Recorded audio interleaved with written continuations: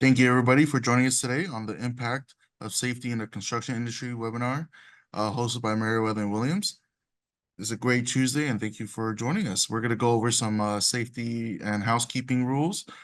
Before we get started with Tony and Anthony, we'll introduce himself right after I finish talking.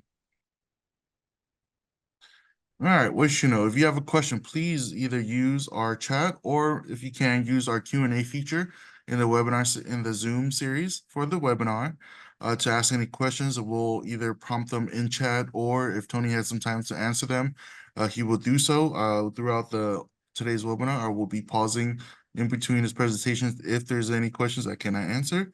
And please try to be an active participant in each session. Ask questions if you don't know anything, and do your best. And after today's webinar, there will be a survey link and QR code provided. So please give me a minute or two after the webinar to complete this. It'll be help us enhance our future classes and workshops. And that is it for the housekeeping. Now I'm going to pass it on to Tony to start the presentation. Great. Hi, everybody. Hope everyone's doing good this Tuesday. My name is Tony Molson. I'm a construction safety manager with Meriwether Williams Insurance Services, a hub company. And I've been in safety for quite some time. I've been in construction overall for about 35 plus years, and safety about the last 15, 18 of those. So I've been out at San Francisco International Airport doing construction safety oversight for all of their capital improvement program jobs, aviation management jobs, and revenue development jobs for the last 10 years. So SFO is where I've found home, and really just want to go over how important safety is on your job sites. I'm going under the assumption that most people here are construction contractors. I know there might be some that aren't, and some of this might not apply just the same ways, but you still want to implement safety with your new business or your existing business the best you can. So go ahead and throw the next slide.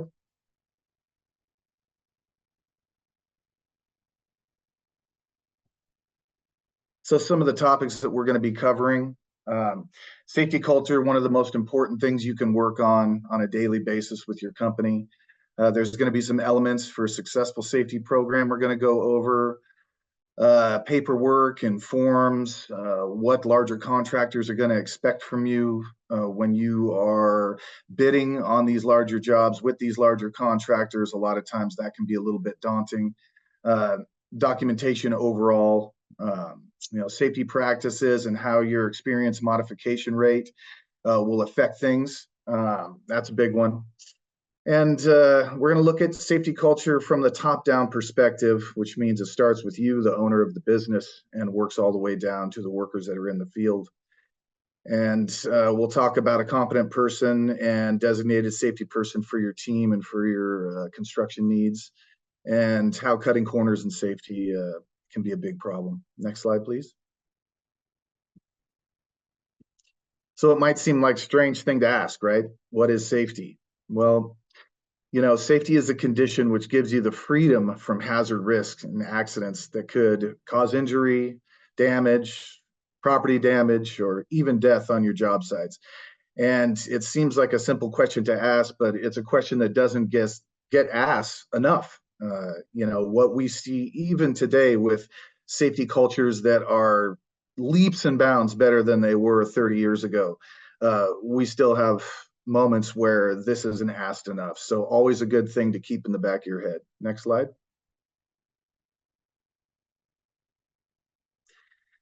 A safe and healthy workplace not only protects workers from injury and illness, it can also lower injury and illness costs, reduce absenteeism, turnover rates, increase productivity and quality, and raise employee morale.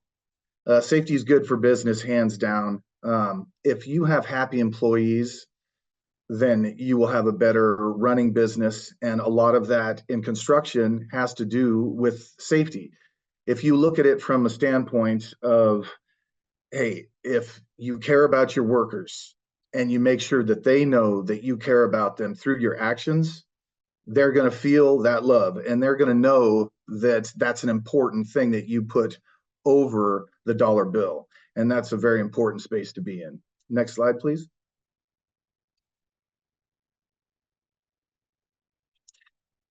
So 5 core elements of successful safety programs. One of the biggest is your culture, your safety culture, and how you build it and how you approach it. Training, training, training. I can't stress enough how you can have a million things at your fingertips in today's world to train your employees on the safety front and on every front, really, and to make them empowered in your company, on your job sites. Empowerment is extremely important. You want everyone to feel comfortable saying something. You don't want any employees to fear retribution. You see something, say something. That's a motto that a lot of people have and that everyone should have on a construction site. Hazard identification and your control systems. So you see a hazard, how are you dealing with that hazard on your job sites? How are you dealing with mitigating the hazard before it becomes a potential issue? And of course, you have the basics, OSHA, focus on those Fed OSHA compliance moments. Continuous improvement is something that you should always be thinking about.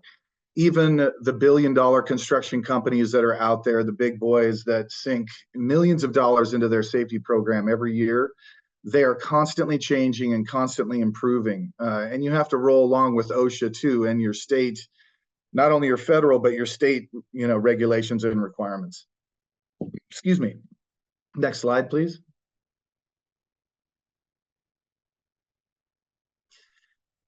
Hazard identification and control systems. So when you are bidding out a job, when you are looking at a job and you are dealing with a controlling contractor that is much larger than yourself, maybe even one of the really, really big ones, and they have a large checklist that they will definitely have you jump through to make sure that you have all of these ducks in a row before you set foot on their job site, if you get that far. So the injury and illness prevention program is just that, and that is overall company-wide for you and your employees.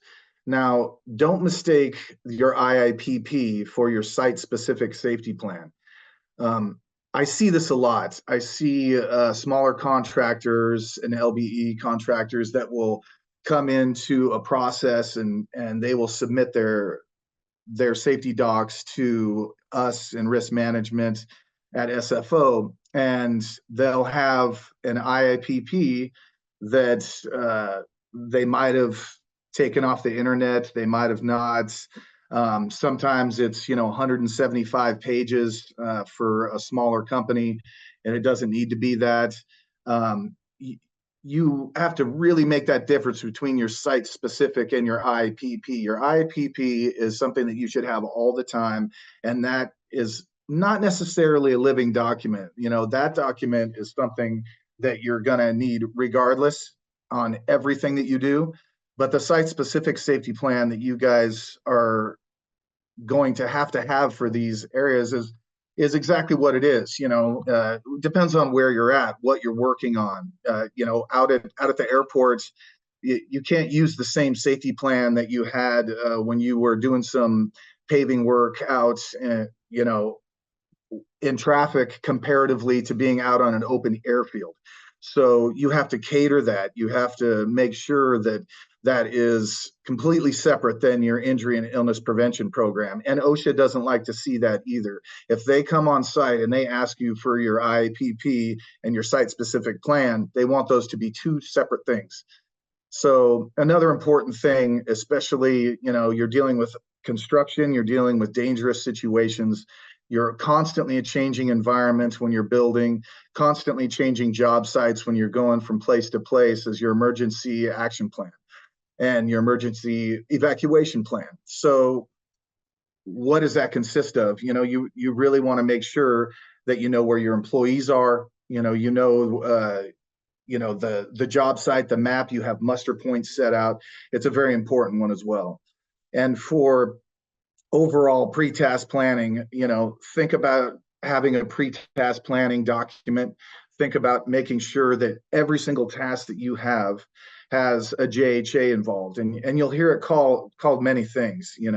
Job hazard analysis, AHA, activity hazard analysis. There are other terms across all the different states, and different companies try to have different terms, but overall, it's the same document that is really talking about being prepared and having all your hazards identified, and how are you going to mitigate those hazards? What are the steps that you're going to take once you say, hey, here's the hazard, here's these guys, they're working around this particular situation. How am I going to keep my workers safe?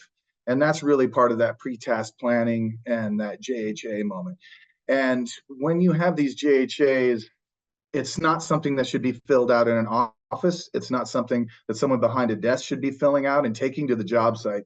This should be filled out in the field with your supervision and the workers, and everyone should be signing it. And that way, if you're moving through the job and you see something that has changed from the way you approached your pre-task planning and your job hazard analysis, you have everyone's signature there. You can go back, you can identify the issue, and you can work on it, because those are living documents. Your job hazard analysis can change 4 or 5 different times, even in one day. Pre-task planning, that's more of a step that you would do before the job hazard analysis, but it's a very similar approach. Next slide, please. So your experience modification rate. So this is a big deal. The industry standard's about 1.0, and if you have OSHA recordable accidents, and if you have a consistent accident situation that keeps happening for your company, you're going to feel it. You're going to feel it in your insurance costs, because your experience modification rate is going to start to go up. And once your experience modification rate gets above the average, the way the insurance company is going to deal with that is they're going to raise your insurance rates. And it sticks on there for about 3 years. So, once this happens, you have 3 years that you will have to deal with those higher insurance costs.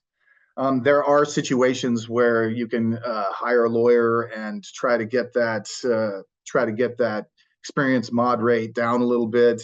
That's an extra added cost. I've heard of construction companies doing that before as well. But you really, if you keep it in mind that safety is an important thing for the long term, this also plays directly into your insurance costs, because of course, the more injuries you get and the more problems you have on your job sites with the lack of safety culture or an unsafe environment, your insurance costs are going to pay the price. I mean, you'll pay the price for those insurance costs. Go ahead to the next slide.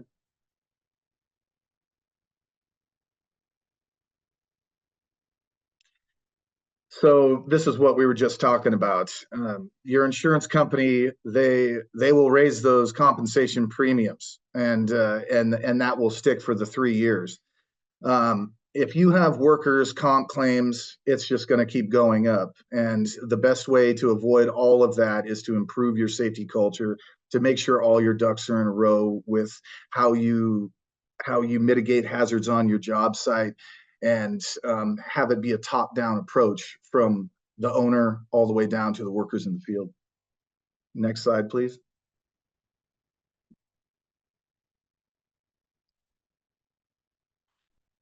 So a top-down safety culture, it's super important that your safety culture starts with you, the owner of the company. Sometimes we'll see examples out on job sites where, you walk up and the owner of the company is setting an example that isn't the best on the safety front, and all of the workers that are there, or they're watching a supervisor do something that isn't the safest. Automatically everyone thinks, yeah, it's okay. If he's doing it, I can do it. And then they might even take it to the next level of unsafe behavior. So the top-down approach is really, really important, that you set that example. And what is that? It's an invisible power in an organization that drives, influences, and guides the behaviors of all members. Culture lives in the perceptions of people. what they believe is the right thing to do. Now, what is that? There can be 50 different answers to that question out on any given job site with any given worker.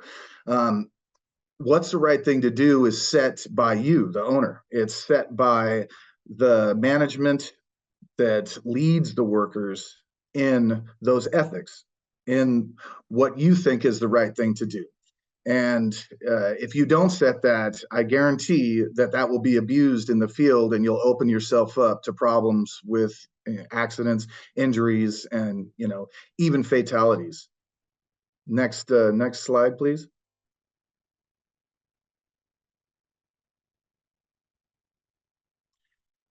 So you are the leader, you are the management. The leaders must communicate and translate the requirements to everyone else. And that is 100% your responsibility. It always starts at the top down.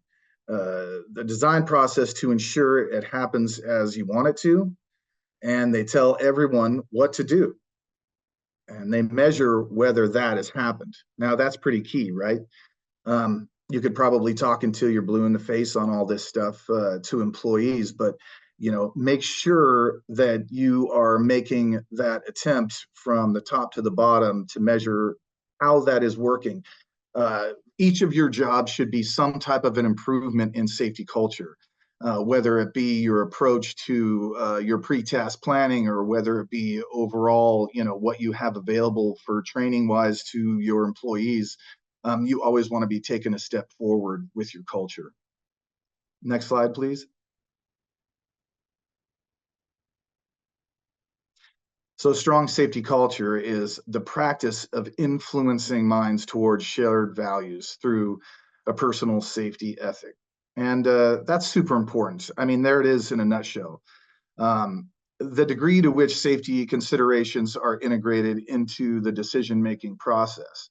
So if you tell someone one time over a year that they should probably change their habits in a certain way towards safety, do you think that's enough? I mean, absolutely not. If it's integrated into that process on a constant basis from you, and you're constantly holding up those shared values and that ethic that is a strong one that builds your safety culture, that is going to benefit you more than you'll ever know. And also, what does it tell your workers? It tells your workers that you care. You care more about them as human beings than you do about that dollar bill that, of course, you need to run your business. But, don't put that above the workers that you have out there. And you'll have happier in work environments. You'll have workers out there that are more loyal, and that will get the job done in a safe manner for you, without the question of we need to hurry up. Doing all this safety stuff takes too long. It's too expensive. Those types of things.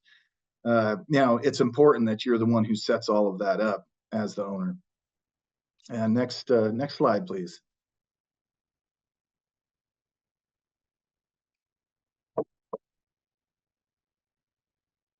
And this is just what we're reinforcing here. Your commitment to safety is illustrated through behaviors, attitudes, actions, and also inactions. I was just on a job site this last week, and one of the supervisors walked up to the edge of a very deep trench, leading edge, and was trying to yell to one of his workers down below. And he was putting himself at risk at that leading edge. No fall protection. This is a very, very, very dangerous situation to be in. It was over 10 feet deep. He was setting this example for his workers, right? And I was across an area where I could see other people were seeing him do that and going, oh, that's not a good thing. But no one did anything. No one spoke up and said, hey, let's stand down here for a second and talk about what you're doing here. You're exposing yourself to a serious fall hazard here, and also setting the example for all the guys, around you that look up to you for supervision. I see this all the time, and it's always something that can be improved in the field. It's always something that can be worked on through, how those leaders approach those things, and whether that's action or inaction. So what leadership says and how it speaks, how leaders respond and what they do, super important. And it illustrates your leadership commitment. If you take the time every time to stop that moment and to reassess it and to look at it, the workers know that you have a commitment there that is them. It's in the end, your commitment is to them. Next slide, please.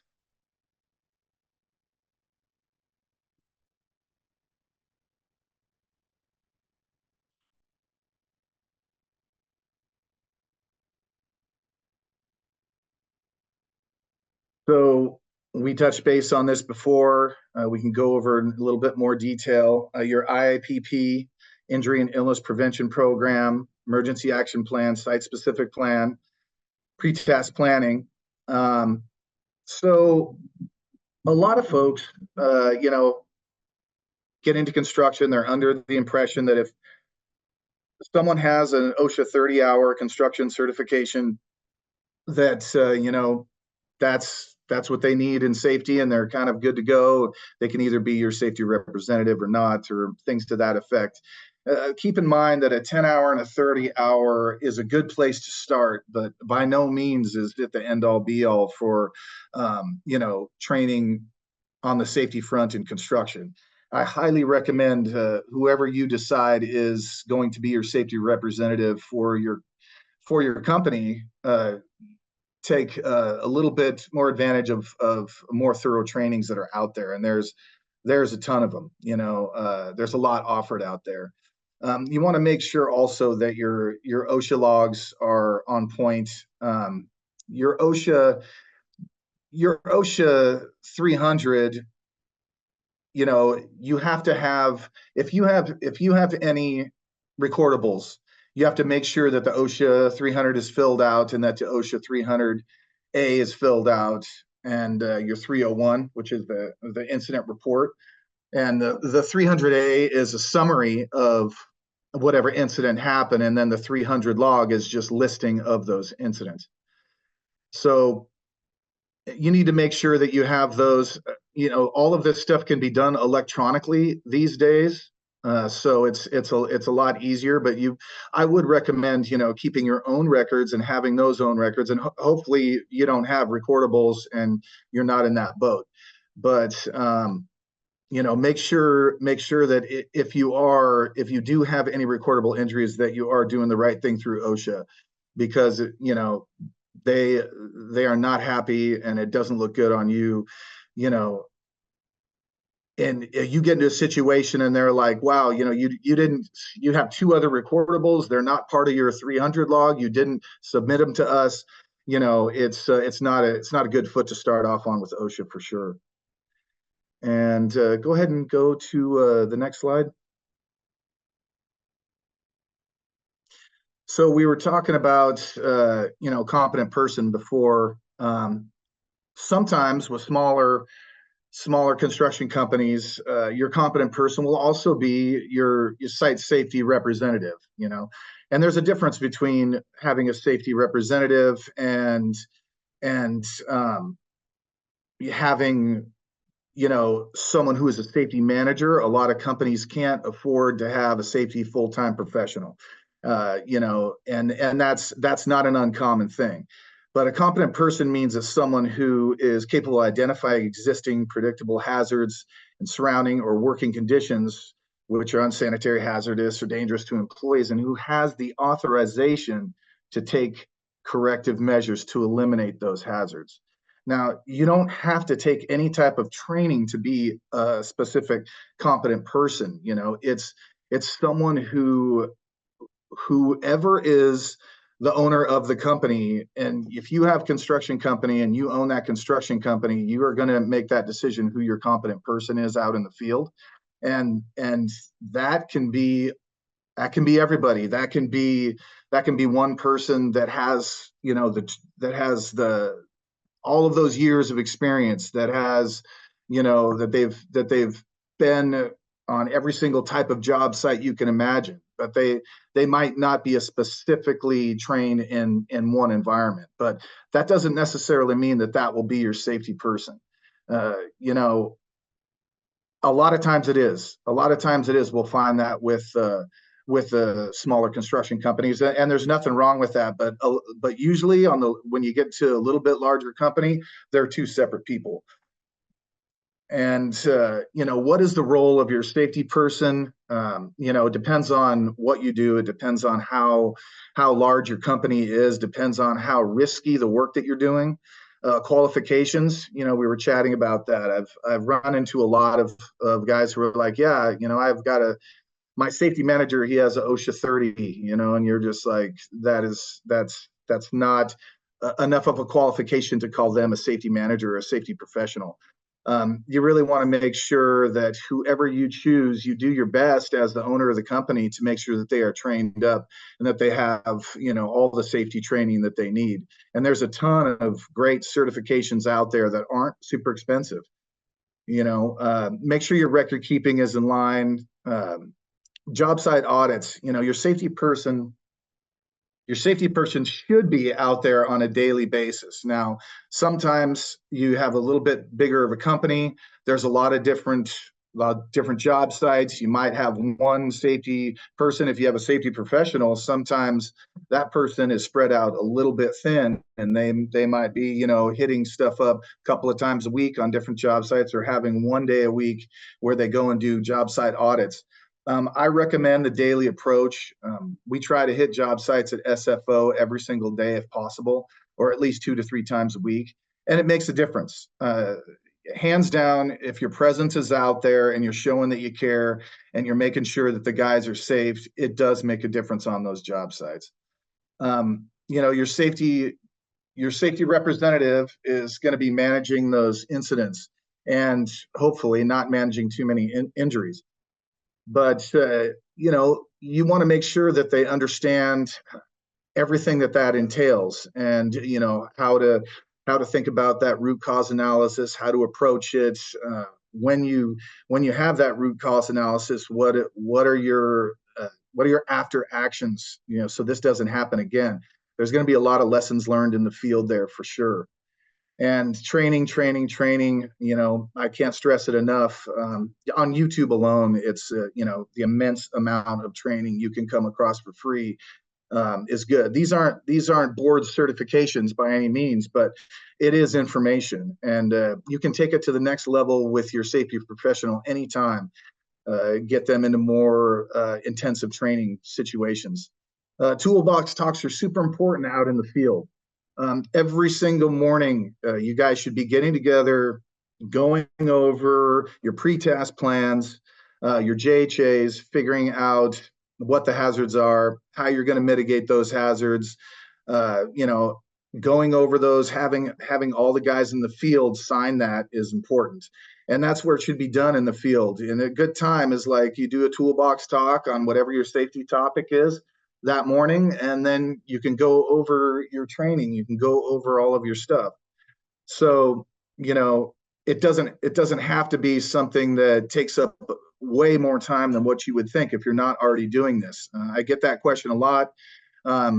There's some contractors who have been out at the airport where I'm working, have been out there for years, and we try to implement and increase safety in their situation. And some of these guys, you know, they weren't even using a JHA on job sites. They weren't really doing a pre-task planning moment because their jobs were small and they only have 3 to 5 guys. They don't think it's that important. It's very important. We see everything from utilities being hit to guys getting hurt who don't even understand basic ladder safety. You know, so it really, really is important out there. Your toolbox talks, you can cover all of those basics, and it's a good thing. Site-specific orientation. Now, if you've ever worked on a larger job site, a lot of times the controlling contractor will have an orientation, and these orientations can be really valuable because it's 100% safety oriented. You know, it's about the lay of the land. It's also about what to look out for specifically on that job site as far as hazards and the safety front. You go over everything from your emergency action plan, your muster points, to what is expected and what is required by the controlling contractor out in the field. I've seen safety orientations that are 15 minutes long, 20 minutes long. I've seen them an hour and a half. It depends on the job site. It depends on how, you know, what exactly is going on, the length of the job, and how many hazards are you dealing with? I mean, it's important that you should think about a safety orientation for, especially if you guys have subs. If you have subs and sub-tier contractors, they are going to have to follow your safety guidelines, and an orientation is a good way to get them orientated to the site and to also have them sign it at the end. And then you say, hey, you went through the safety orientation, and you know, this is your first warning, second warning, third warning, and you're off the job site. You know, you can use that as a tool to make a safer space for your workers, for sure. Next slide, please.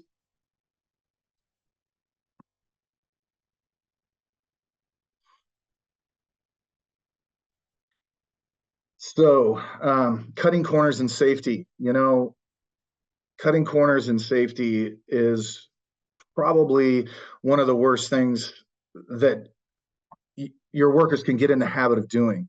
And they're only going to do that if they don't have someone helping them out with their culture, helping them out with their training, helping them out with their approach and their point of view towards safety on the job site. Production is never more important than people. The dollar bill is never more important than someone not going home that day. You know, the short term is that you can have physical injuries or even, you know, heaven forbid, fatalities. The long term are, you know, potential chronic health issues from exposure to unsafe conditions, and that can still come back on you way down the line. OSHA recordable injuries, you know, we talked about how that can affect your experience modification rates. You know, it's a bad thing all the way around. If you can prevent those OSHA recordables, you're going to not only keep your workers safer, but you know, you'll keep those dollar bills in your pocket a lot longer. You'll see a decline in employee morale, productivity, and safety culture when guys get into that loop. You'll have higher insurance costs, legal issues, potential OSHA violations, which again, that can start to cost you a ton of money. And you can just lose bids because if your experience modification rate is too high, and you know, a lot of like, if you're working under an OSIP, an owner controlled insurance program, they'll have a set spot like 1.25, anything higher, and you can't even bid.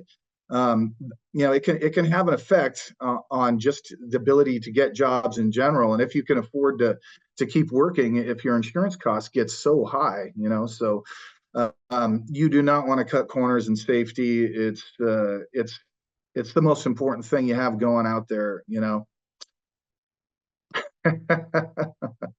Well, I hope I'm not scaring you. That cracked me up a little bit. Sorry about that. I think we're getting close to the end of this. We can go over some of the documents that we were talking about before. Go ahead and go to the next slide. I can't remember how many slides we have in this particular presentation.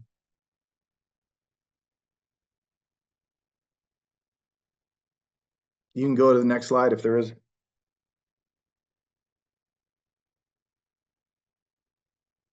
That is it. If you want to go over the documents, just let me know which one you would like. Yeah, I mean, it's up to folks. You know, we can get in a little deeper with you know, looking at a JHA. You know, we could bring up an example of a JHA if you'd like to. If there's folks out there who don't quite understand what that consists of, or a pre-task planning document. You know, we have some good examples of those, and that can be sent after the fact as well. It's really a matter of what people would like. You know, I don't want to waste anybody's time, so. So here's a good example of a JHA. This is a pretty thorough one. This is one where they they do the risk assessment code. Now, I normally don't see the risk assessment code on a lot of job hazard analysis and activity hazard analysis. Uh, but I don't mind the chart. It just adds an extra level of, how much risk and what are the probability, of a has of there being an accident or an injury. So the main thing is if you go down below where you see where it says job step and it says hazards and controls, and then it talks about the risk assessment matrix, but really, you definitely want to see the job step in detail. You want to see what is your worker's approach and your supervision in the field, your approach to solving that hazard. And your safety person, or if that's you, if that's someone else on your team, they're the ones who should be going over this too. So if your job step is, I'm going to dig a ditch and it's near a roadway. What are the hazards? Well, if you're digging a ditch, maybe there might be utilities. You have to scan for utilities. Maybe there's a traffic plan that needs to happen. So there's going to be, a traffic plan that needs to be devised to take away that hazard from your workers. How are they going to be digging? If they're digging with a backhoe, are they going to pothole first? Are they going to dig by hand? Is there going to be heavy machinery? I mean, there's a lot of things that could potentially be there for any particular job step. And the controls usually, if you've ever heard that personal protective equipment is the last choice. You want to try to engineer those hazards out of there. So there's going to be several different job steps. There's going to be several different handfuls of hazards, and there's going to be a lot of different ways to approach those controls. So you just want to make sure that you're taking the time to look at each thing. Sometimes I'll see these out there, and they'll be like helpful hips personnel to do things and take away from them. I can't read the rest of that. It's cut off, but there's other examples of JHAs that I have too. That are filled out. That you can kind of see. I don't have them right here, but I'm happy to get these to anybody. It's safety isn't proprietary. I can send people all kinds of examples of whatever documentation they would want just to kind of get an idea. So Let me read that question for you. Do you have any please helpful read. tips? Yeah, do you have any helpful tips on getting field personnel to do things that take away from them getting work done, like the pre-task planning forms? Currently trying to use an incentive program, but any advice would be great. Yeah, the easy way that you can get people to do things is the caring approach. You're wanting them to go home at the end of the day, and this is another step that ensures that they go home safe to their family at the end of the day. That's usually what I tell people when they're like, look, this is taking too long. Well, what would take longer? It's if you got hurt, how long is that going to take for you to get back to work? Maybe 3 months. What if you can't go back to work after you got hurt because you didn't take that extra step and did a little bit of pre-planning and use the new, JHA that I'm trying to get the workers to work with? It's kind of simple to just say, hey, it's all about you. It's all about the fact that I care about you as my employee and as a worker. And usually the minute I say that, they're ready to, dive in and learn and use the JHA and pre-task plan a little bit more.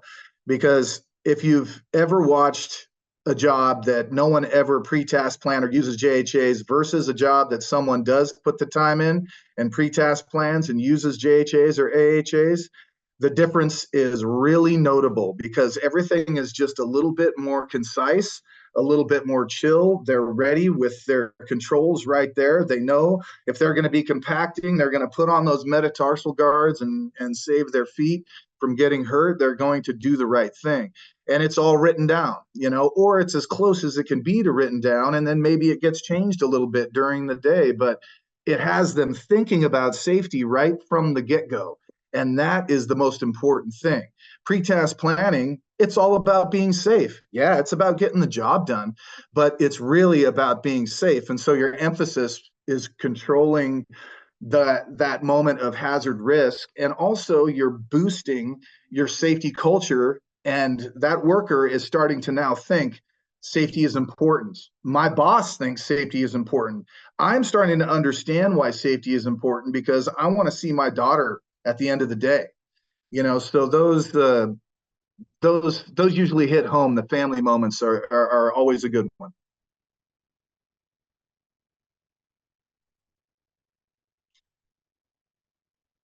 If you want to bring up the pre-task planning form too, I think that's a pretty basic one, but it's a good one.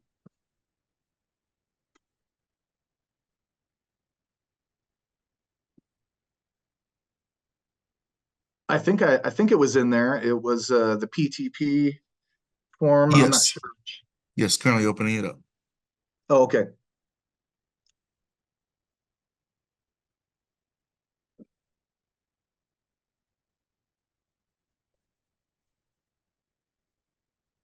Hope everyone can see that. Yep. So you can page up just a little bit. So the pre-task planning little checklist that they have on this one, you can see the similarities to a pre-task plan also with the job hazard analysis or activity hazard analysis. The task to be performed, location of the tasks, these things are going to be affected. It has you lay everything out, and then this particular one, if you page up, so you can see down below a little bit more.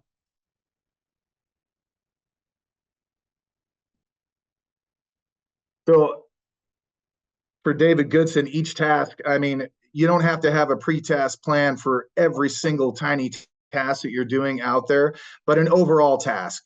So this is another way that you can prepare yourself, just like using a JHA. The JHA is a little bit better because a pre-task plan is almost like, okay, we're going to start talking about how we're going to do this job, and then you can go and you can check yes or no on all this stuff and kind of get an idea of where you're headed with that specific work. And this is a pretty busy pre-task plan. Some of them are super simple, and it's just about understanding the approach and understanding the first things that you're going to do towards mitigating any hazards. And there's companies like Turner that use pre-task plans and JHAs, and they also have things like a ground penetration permit, where if anyone digs anything deeper than 4 inches in the ground, they have this whole permit safety process that they go through and that they go over to make sure that what they're doing is a safe behavior. So you can kind of implement this type of stuff into a lot of different activities. But the most important thing that you're going to be doing is your activity hazard analysis and your JHAs as far as pre-task planning. But, this can be sent out to you guys too. It's a pretty necessary moment to have some of this stuff. A lot of it doesn't have to be a super time consuming moment. I was just looking at the question that popped up. A JHA and an AHA, activity hazard analysis, that, like I was saying, that can be done in the morning when you have your toolbox talks with the guys. It can be, you can have it on an iPad, you can have physical paper.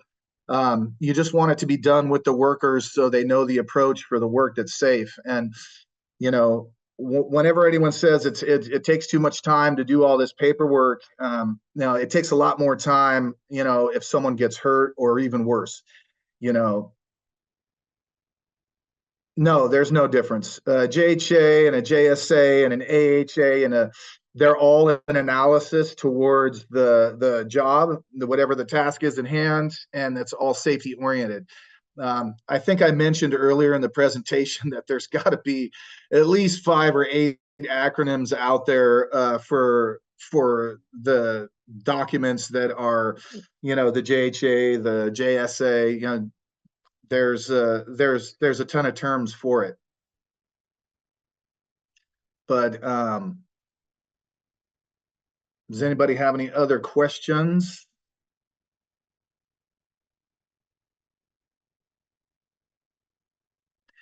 And I recommend, once things like your IAPP and having like the injury and illness prevention program, once you do that, you have to update it here and there with smaller things, but that's a large safety document that, once you do it once, it's done. Your site-specific safety plans, those are living documents. That's going to change each job site that you approach. You're going to have a different safety plan for your workers. And it's important that you outline all those situations.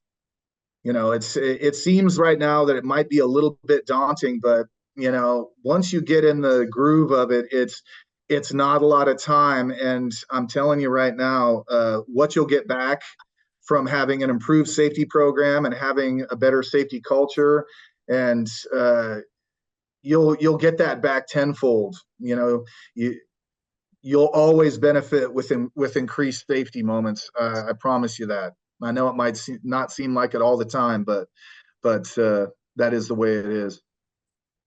From my perspective and what I've seen throughout the years, it's only been a positive thing.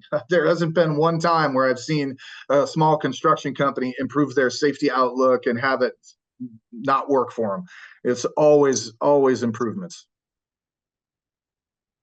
And if anybody has questions that you think of later down the line, feel free to reach out to these folks, and I'd be happy to air those questions at a later date too. We're available to help if we can. Thank you once again, Anthony, for the wealth of knowledge. Really appreciate it. Safety in the construction industry is very important. So everyone be safe, stay cool, and happy Safety Month. All right. Thank you very much, you guys.